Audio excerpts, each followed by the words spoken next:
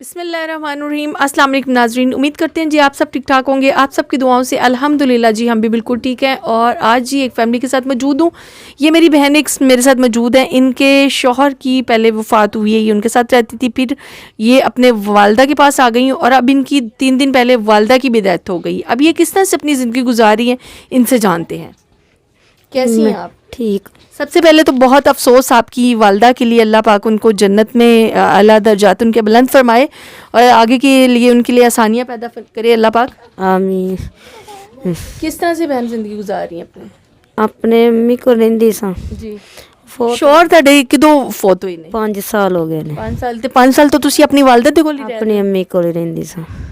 ਅੰਮੀ ਹੁਣ ਫੋਤ ਹੋ ਗਈ, ਭੈਣ ਕੋਲ ਆਈਆਂ, ਮੇਰੀ ਭੈਣ ਦਾ ਘਰ ਹੈ, ਜੀ। ਉਹਦੇ ਕੋਲ ਆਈਆਂ। ਉਹਦਾ ਬਈਆਂ ਕਹਿੰਦਾ ਮੇਰਾ ਗੁਜ਼ਾਰਾ ਨਹੀਂ ਹੁੰਦਾ ਤੇਰੇ ਨਾਲ, ਆਪਣੇ ਬੱਚੇ ਲੈ ਕੇ ਚਲੀ ਜਾਏ। ਕਿੰਨੇ ਦਿਨ ਹੋਏ ਨੇ ਤੁਹਾਨੂੰ ਇੱਥੇ ਭੈਣ ਦੇ ਕੋਲ ਆਏ ਹੋਏ? ਦੂਸਰਾ ਦਿਨ ਹੋ ਗਿਆ ਤੇ 2 ਦਿਨ ਵਿੱਚ ਹੀ ਉਹਨੇ ਤੁਹਾਨੂੰ ਕਹਿ ਦਿੱਤਾ ਕਿ ਮੇਰਾ ਗੁਜ਼ਾਰਾ ਨਹੀਂ ਹੈਗਾ ਤੇਰੇ ਉਹ ਨਾਲ? ਕਹਿੰਦਾ ਮੇਰੇ ਬੱਚੇ ਆਪ ਛੋਟੇ ਨੇ, ਮੈਂ ਨਹੀਂ ਕਮਾ ਕੇ ਖਵਾ ਸਕਦਾ। ਮੇਰੇ ਰਾਤੀ ਪਣਵਈਏ ਨੇ ਮੈਨੂੰ ਬਾਹਰ ਕੱਢ ਦਿੱਤਾ ਘਰੋਂ। ਜੀ। ਮੈਂ ਆਪਣੀ ਭੈਣ ਦੇ ਘਰ ਆਈ ਹੋਈ ਸਾਂ, ਮੇਰੇ ਪਣਵਈਏ ਨੇ ਬਾਹਰ ਮੈਨੂੰ ਕੱਢ ਦਿੱਤਾ।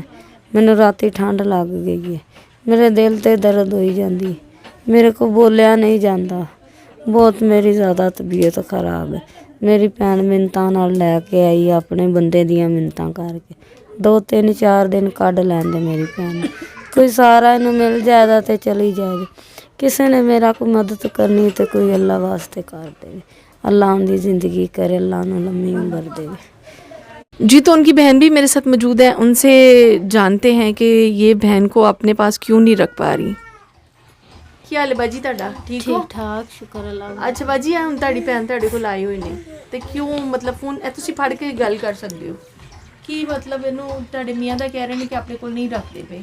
हाँ जी बाजी, मेरा मियाँ, मैं दूसरी शादी की है, मेरा मियाँ नहीं मैनू रखदा, कहंदा मैनू नहीं सही लगदी तेरी भैन, तू इहनूं छड्ड आ। मैं उहदियां छोटियां छोटियां बच्चियां ने धक्के खांदी फिरदी, उहदी मिहनत कीती, कोई 2 4 दिन रख ला, कोई कारोबार बनाएगी फिर चली जाएगी अपने बूहे ते। कहंदा नहीं जावे, मैं नहीं रखनी हैगी, गरीब हैगी है, धक्के खांदी फिरदी, ना चार पाई है ना कोई बिस्तरा है। मियाँ मेरा नहीं इहनूं रखदा, ਰੱਖਦਾ ਹੀ ਨਹੀਂ ਪਿਆ? हाँ जी, कहंदा नहीं रखनी। ਤੇ ਭਰਾ ਵਗੈਰਾ ਹੈਗੇ ਨੇ ਤੁਹਾਡੇ? ਭਰਾ ਮੇਰੇ ਹੈਗੇ ਨੇ, ਸ਼ਾਦੀशुदा ਨੇ, ਆਪਣੇ ਆਪਣੇ ਘਰਾਂ ਵਾਲੇ ਤੇ ਨੇ। ਕਿਸੇ ਭਰਾ ਕੋਲ ਰਹਿ ਜਾਣ? ਨਹੀਂ, ਉਹਨਾਂ ਦੀਆਂ ਬੀਵੀਆਂ ਹੀ ਨਹੀਂ ਮੰਨਦੀਆਂ, ਕਹਿੰਦੀਆਂ ਨੇ ਅਸੀਂ ਕਿੰਨੂੰ, ਸਾਡੇ ਆਪਣੇ ਛੋਟੇ ਛੋਟੇ ਬੱਚੇ ਨੇ।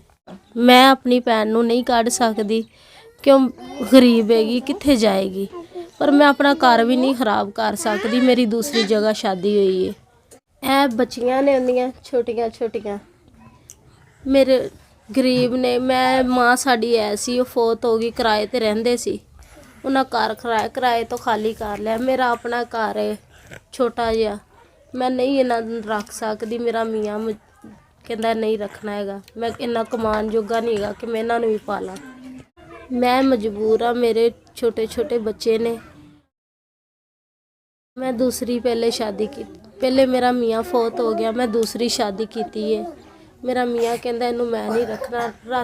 ਰਾਤੀ ਵੀ ਬੋਲਿਆ ਸੀ, ਇਹ ਬਾਹਰ ਚਲੀ ਗਈ ਸੀ ਤੇ ਸੌਣ ਦੀ ਸੀ। ਫਿਰ ਰਾਤ ਨੂੰ ਤਰਲਾ ਮਿਹਨਤ ਕਰਕੇ ਮੈਂ ਲੈ ਕੇ ਆਈ ਹਾਂ। ਮੈਂ ਕਿਹਾ ਚੱਲ 2 4 ਦਿਨ ਦਾ ਟਾਈਮ ਦੇ, ਕਿਤੇ ਕੋਈ ਮੰਜੀ ਬਿਸਤਰਾ ਆਪਣਾ ਬਣਾ ਲਏਗੀ ਤੇ ਚਲੀ ਜਾਏਗੀ ਆਪਣੇ ਘਰ। ਕਹਿੰਦਾ ਨਹੀਂ ਰੱਖਣਾ ਹੈਗਾ ਮੈਨੂੰ। ਇਹਦੀਆਂ ਛੋਟੀਆਂ ਛੋਟੀਆਂ 2 ਬੱਚੀਆਂ ਨੇ, ਕਿੱਥੇ ਲੈ ਕੇ ਜਾਏਗੀ ਗਰੀਬ ਨੂੰ। कोई मदद होए तो कर दो, साड़ी बड़ी मेहरबानी होगी। अल्लाह पाक इन पर अपना रहम करे, करम करे और अल्लाह पाक अपने रिज़्क़ के ख़ज़ानों में से रिज़्क़ अता करे। उम्मीद करते हैं जी हमारी आज की वीडियो आप लोगों को पसंद आई होगी। चैनल को कर दें सब्सक्राइब, वीडियो को कर दें लाइक और शेयर। अल्लाह हाफिज़।